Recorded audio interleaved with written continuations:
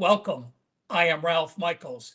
This is the WagerTalk college football bet on it TNA segment. And for those that haven't watched, TNA is exactly what you think it is: trends and angles. A great show today. Every college football team in August, their goal is to get to a bowl game. Well, what happens when they get a seventh loss and that goal is now out of reach? In our second chart, we're going to break down on how teams that have two losses but are still ranked going into their game. And then we're going to finish off with four college football systems, including a strong 79% situation. Let's get to it. First off, I want to thank you for taking the time out of your busy day to watch this video. When you're practicing in August, the two-a-days, the training, the brutalness of summer heat, humidity, you have one goal in college football. That's to get to a bowl game. I don't care if you're the best team in the country or the worst team in the country. Every team believes they have a legitimate shot to get to a bowl. So, at what point does your bubble burst? Well, after you get a seventh loss, you are basically bowl ineligible. So let's take a look how teams have done when their preseason goals are now dashed. You see that looking back over the last 10 years, if you blindly bet every team off a loss that gave them 7 losses on the season, you have only won 46%. You have basically lost 54%. Now I broke them down by game. If you're playing game 8 and you already have 7 losses, you likely knew a month ago that you had no hope to get it. Those teams have gone 50%, and actually at home, you see it's the only positive 55% situation for any of the home teams. On the right, those teams in game 8 off a 7th loss, only 43%. But take a look at those overall numbers and those home numbers. I'm going to jump specifically to those teams off a 7th loss and now playing at home. In game 9, they've gone 47% against the spread. Game 10, 48%. Game 11, 35%. And game number 12, 41.5% against the spread. If you look at teams on the road, be it game 8, game 9, game 10, all 3 of those situations under 46%. Game 11, you're still under the Mendoza line at 50.7%. And game 12 on the road, I actually like that. That makes sense to me, because what happens if you have a 7th loss, you're off a bowl? Normally game 12, you are playing your rival. So your rival may look past you because you are bowl ineligible. Those teams with nothing to play for except winning that final game of the season on the road have done so 27 of 22 times against the spread, 55.1%. So not many positives after a team has a 7th loss. Let's see if this chart can get you another winner or two in the next few weeks. Situation number 2, teams like LSU, Tennessee, and Illinois, that after their 2nd loss of the season, they are still ranked.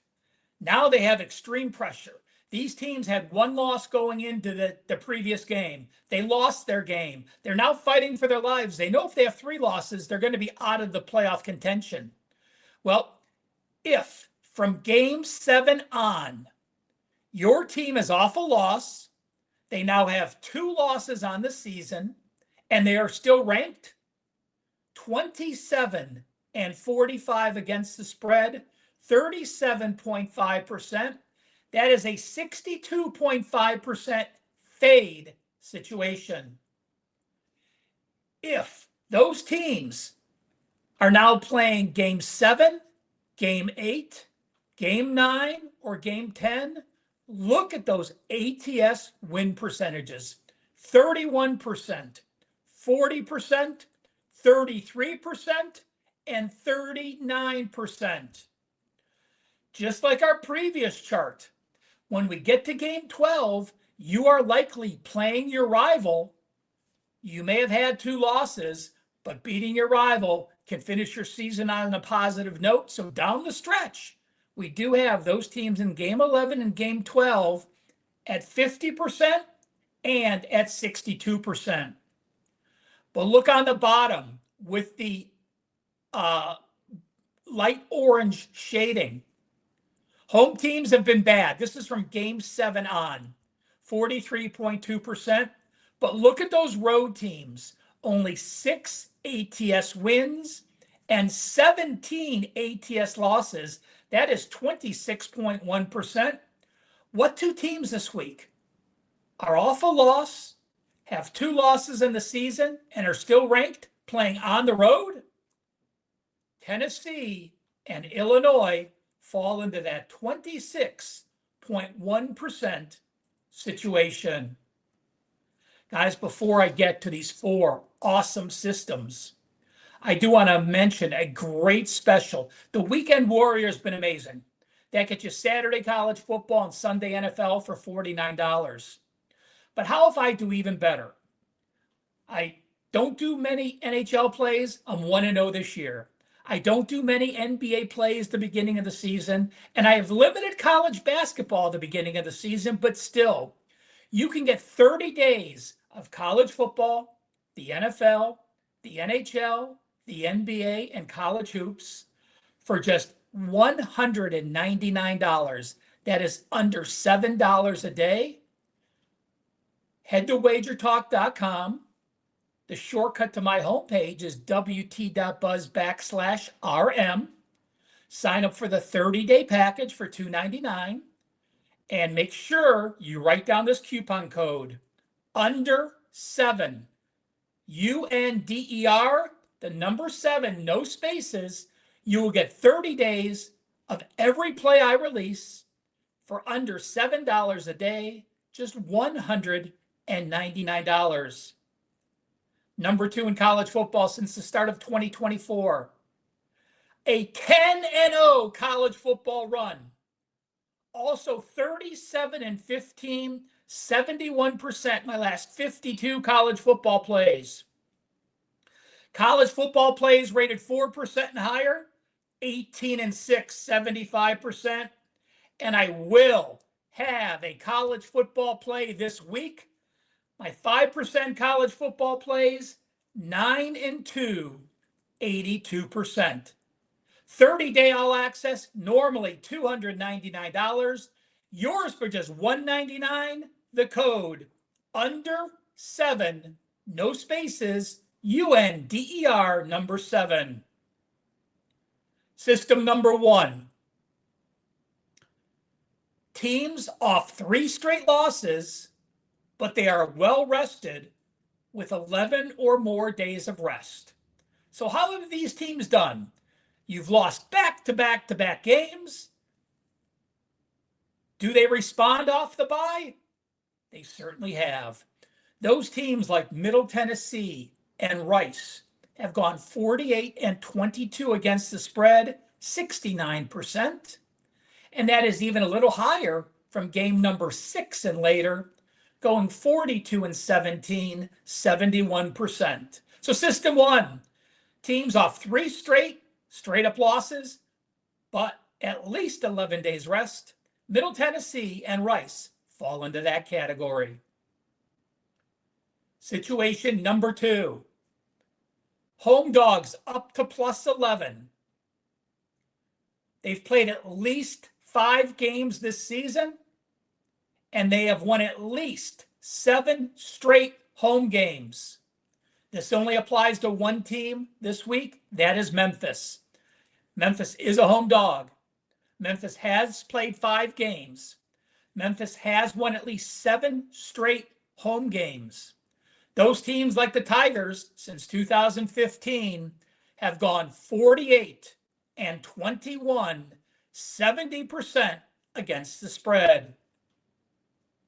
Before we get to our final 2 systems, Do us one favor, hit that like button. If you learn one thing on this video, leave a comment, share your information, add anything you want added. Any comments you leave helps our algorithms. It allows us to continue to do all this free content for you. And remember, over 300,000 people follow WagerTalk among their social media networks. If you're not one of them, why the heck not? Let's finish this off with these two systems. First off, an away dog of +3 or higher with 7 or more wins and no losses. Well, you are now 7-0. Are you a legitimate 7-0? Or because you're an away dog of a field goal or more, perhaps that's not the case. There's one team that applies to this week. What team is undefeated and is an away dog of 3 or more? That would be BYU. They are in a fade situation this week. Those away dogs, undefeated, are 10-25 against the spread. That is 29%. So system 3 says to fade BYU or play on Iowa State. And the fourth and final trend for this college football TNA segment for the third week in October, a conference away dog off a straight up an ATS loss, but they're rested. They have at least 5 more days of rest than their opponent, and they also have a lower win percentage. So let's see, who does that apply to? That would be the Wolfpack of North Carolina State. Yes, they are a conference away dog. Yes, they are a straight up an ATS loss. Yes, they have a lower win percentage than Pittsburgh. And yes, they have at least 5 days more of rest than the Panthers. Those teams like the Wolfpack are now 26-7-1 against the spread. 79% system says back those NC State Wolfpack versus the Panthers this week. Hit that like button, leave a comment, make sure to check out my NFL video, and don't forget, my first college football 5% in a month.